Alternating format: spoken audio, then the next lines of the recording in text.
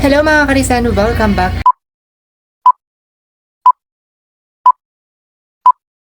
Alam nyo, gusto ko rin silang bigyan ng pagkain na masustansya, hindi lang cat food. Sukan natin itong dinengdeng na sitaw. Dito nyo malalaman kung kakain yung aking for babies ng gulay. Naiingit ako sa mga iba. Una si Samba. O, tignan nyo, amoy-amoyin lang nila. O, si Maldita. Sitaw yan. O, tignan nyo, ang aarte mga to. O, inamoy-amoy lang. Ito naman si Kiara. Sige nga, Kiara. O, diba, mga kalisian, ang aarte ng aking for babies. O, tignan mo, inamoy-amoy lang. Sitaw ito, o. Masarap ito sitaw. Diba, mga kalisian, ayaw nila. Sobra silang maselan yung ating mga for babies. I-try natin sa Taruko. Tignan natin, ha. Luna. O, Dedma. Diba? Dedma, o. Simba. Tignan natin si Simba kung kakainin niya. Wala, pare-parehas lang. Inaamoy-amoy lang nila mga kalisian. Tignan natin si Liit, O, Liit.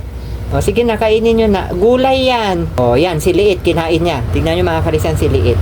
O, si Liit lang ang kumakain ng gulay. Si Liit lang. Nakipag-agawan na sila. Ayan na siya mga kalisian. O, ayan, o. O, si Liit ang kumakain ng gulay. Very good.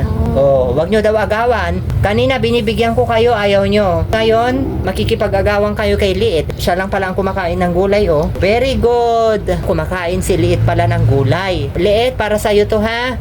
Ito, Liit, o. Sa'yo pa to. Sige, kainin mo. Sige na, kunin mo na. O, nakikipag-agawan ka kasi, Max. O, eto. O. Sige, kainin mo na, Oh, ayan, dalawa sila ni Max.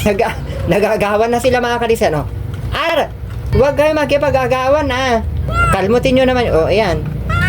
Ayan, sige. Nakikipag-unahan ng mga tarukoy. Gusto rin pala ng Oh. Banda. Oh, ayan. Oh, ayan. Dali. Susunod, Bibigyan ko kayo. Ang tarukoy lang pala kumakain ng gulay.